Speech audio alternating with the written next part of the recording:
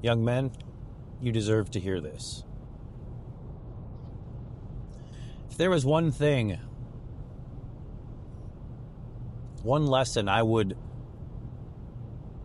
love to had been able to see forward into the future,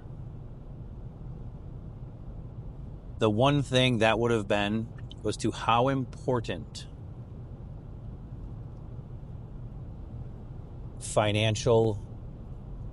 not only financial literacy, but how much value and how much stress being financially literate will do to your future. Now, obviously, that kind of sounds silly in a sense. Like, well, yeah, no kidding, money's important. Well, it's not just, money's not important from the standpoint of all of the things you can buy, all of the physical objects you can attain. Money's not important from the standpoint of keeping up with your friends and neighbors, buying the flashy, cool car, so all of your friends and your co-workers can create a perception of who you are. Money's not important so you can validate yourself to others. It's important for a few different reasons. One, in a sense, it's what makes the world go round. Now, it's not what allows us to live and function. Because contrary to popular belief today, and there's many people out there proving it, it can still be done. There is still an old way of living that can get you what you need. Because at the end of the day, there's really only a few things that we need in this world to survive. And that's food, water, shelter, and some warm clothes on our back.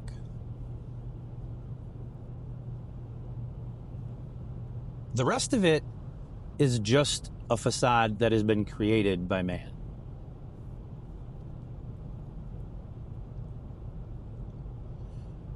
When I was younger, I started on this path.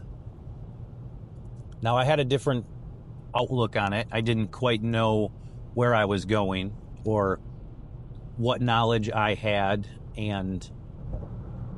but I was making moves really just to make money, like many kids do as we start growing up in our teenage years. I grew up in and around the car industry. My dad was a dealer. I was kind of involved in the game, and I started flipping cars at a very young age. This goes back, 30 plus years ago, 35 years ago, when I probably roughly started. And I started flipping cars. By the time, there used to be a list, and I don't remember where it is, but at one point, I think by the time I graduated high school, I had already owned upwards of 25-ish cars, give or take. And I knew at that point, in my DNA, in my being, I wasn't destined for college. Not because I wasn't intelligent, but because I was young and just didn't really care. I stopped playing baseball to work in high school. I didn't do any of the sports that I was, fluid in prior to that, so I could go work. I just had this hustle mentality. I wanted to do my own things. And I had goals, I had dreams, I had ambitions, right? It wasn't to be the most wealthy person on the planet. It wasn't to chase that kind of high. but it was to just do good. And there was a level of confidence and such that came with going out and making your own dollar versus waiting for somebody to tell you what you need to do in order to receive that dollar. Now, that's not me saying that going out and getting a good job and having a career, there's anything wrong with that. That's not what I'm saying. I'm just saying at my point, that is what I did. And I continued to do that, and I continued to save money. And when I was 19 years old, I bought my first house. And I say that because having just the ambition and the desire to go do big things or to accomplish some certain goal or feat isn't enough. You have to ground yourself in what the future has in store for you. Things you can't possibly know at a young age if you're not listening, if you're not open and receptive to those that have been there before you, have tried it, have failed, and are just trying to help soften your fall and help guide you in a direction that's positive for you. You have to be willing to listen and believe in your heart of heart that you don't have all the answers, you're just young, and that not everybody out there is looking to wrong you. There are people out there with good advice, and you should heed some of it. But I say this because that was at 19, and I believe by the time I was 26, I had started my own business. I had a car dealership.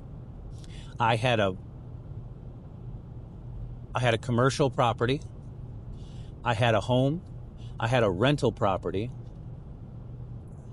I was making more money than I theoretically, I knew what to do with it because, spending it's easy. But at that time in my life, 22, 3, 4 years old, there wasn't an amount that I wouldn't just get up and go make the next day. Right? It parallels, I'll do it tomorrow. I'll get around to it.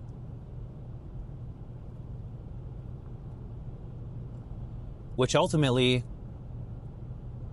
is a very dangerous thought process because tomorrow doesn't always come. And there's no guarantee that tomorrow is going to be the same as the day before and that you can project all of the things and all of the curveballs that life may throw you. Because in that time frame, I was also, I grew up in an alcoholic family. I swore up and down I wasn't going to be that guy when I grew up. I hardly drank at all. I can probably remember on one hand how many times throughout junior high, high school, I had even drank. I was the guy that picked the buddies up. I was the DD all the time. Because I didn't want to be that guy. So, young, confident, arrogant, making a bunch of money, spending a bunch of money. All of a sudden one day, there it was. I had, unbeknownst to me, got caught up in the game. The game of ego, the game of arrogance, the game of chasing external validation, the game of drinking and drugging.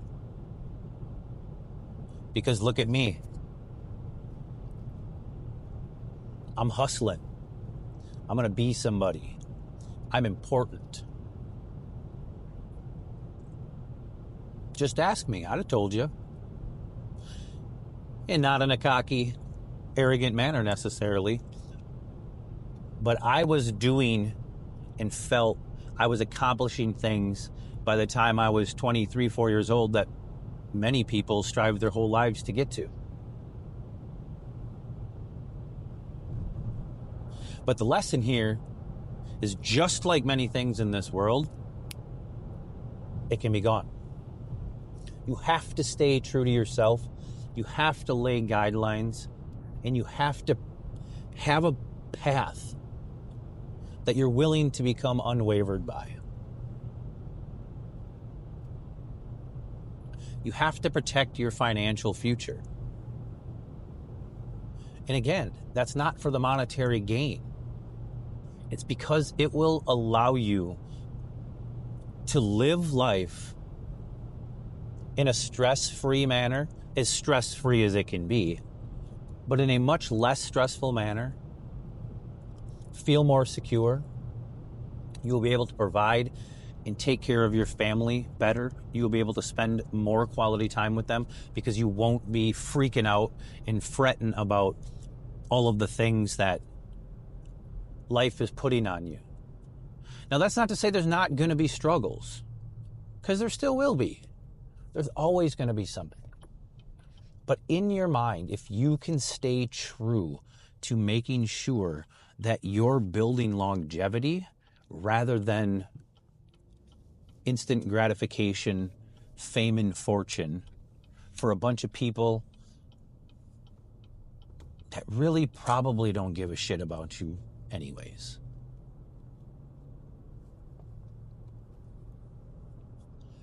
So I tell you this because it's one of the most dangerous pitfalls I see young men and women fall into.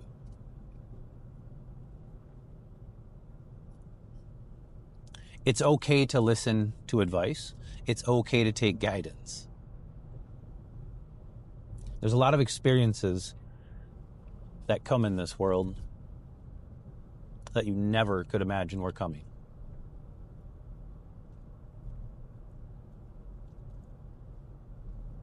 By the time I was 26, I had all of those things. I was married, had a newborn child, and I was miserable. I was depressed. I was suicidal. I was watching things slip away from my grasp. And I didn't care. Something internal, some struggle internally inside me put me in a position that I didn't care. I didn't know what was going on. All I knew is I didn't want to feel the way I was feeling. And I had put excuse upon excuse to create this falsetta of why things around me were crashing. When the reality is the things around me weren't crashing. I had already crashed. It was just taking some time for it all to come full circle.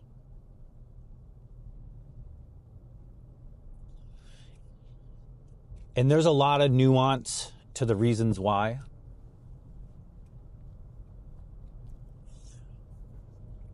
But I had lost everything.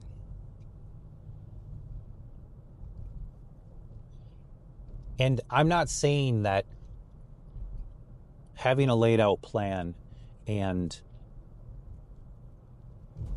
planning for your financial future is a way that is going to help you avoid any of the pitfalls in life, any of the struggles and trials that may come your way. But what I am saying is that if you're fortunate enough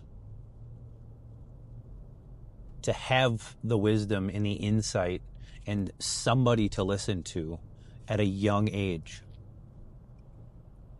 and to lay that path out for you, with you, or by yourself, and you can stay true to that, and you don't get caught up in some of the other stuff that life is going to put in front of you, if you can stay clean in your head, in your heart, in your spirit. And you can have that financial goal. Not the financial goal, I'm telling you. There is nothing that will give you more peace. I shouldn't say no more peace, but there are few things that will give you as much peace in this life as you grow and you mature than taking the time, putting together the plan, and maintaining the level of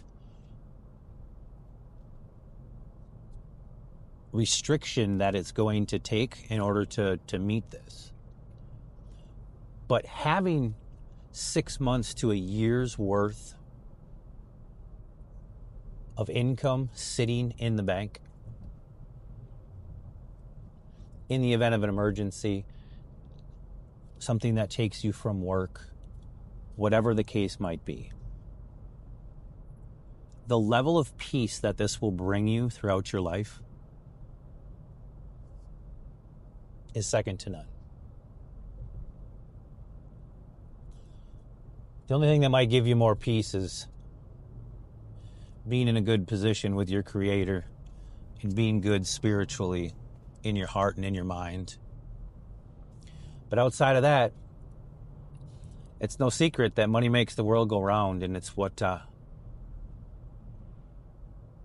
it's how we survive today. But having that 6 to 12 months of income sitting in the bank, I'm telling you, the amount of peace that it will bring to you is unlike anything else. You will sleep better. Your relationships will be better. You will do better at your job. You will, if you happen to get married, the level of peace that is going to bring you when it comes to manning the house,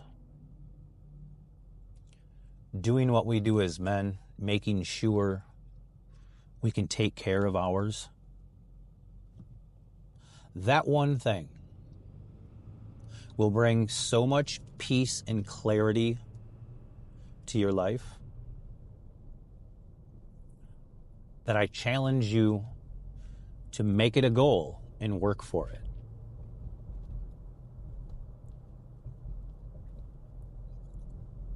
I wasn't fortunate enough to stay on that path. I had to lose everything. I had to hit rock bottom. I had to eventually end up divorced.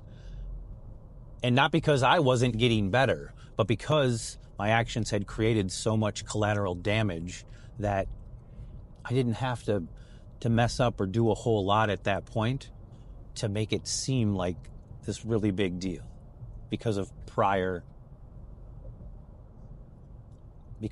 pain that I caused. But I say that because you can be on the right track. You can have the right information. But if you can't act fully on it, there's a good chance you're going to have to start over. Sometimes falling and skinning our knees is good. But there comes a point in life that we can avoid things, and it's okay to avoid the pain. Learn from other people's pain and mistakes. I was fortunate enough to still have it inside to lose it all and then figure out how I was going to get it all back.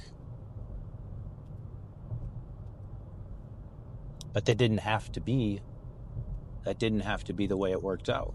But it did. So the lesson here is,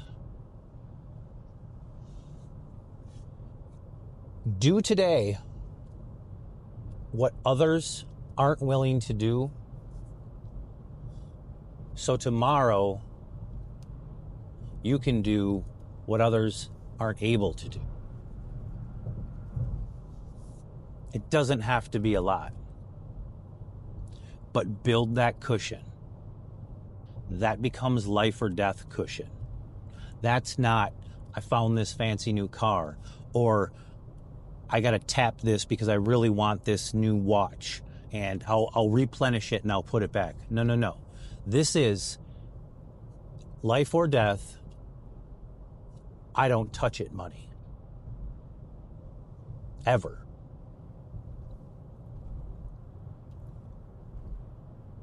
Trust me. It is the one thing I wish I knew early on in my life and wish I could have stayed grounded with. It will bring you great joy. It will bring you a lot less stress and anxiety. I know it sounds simple, but I'm telling you, do it when you're young.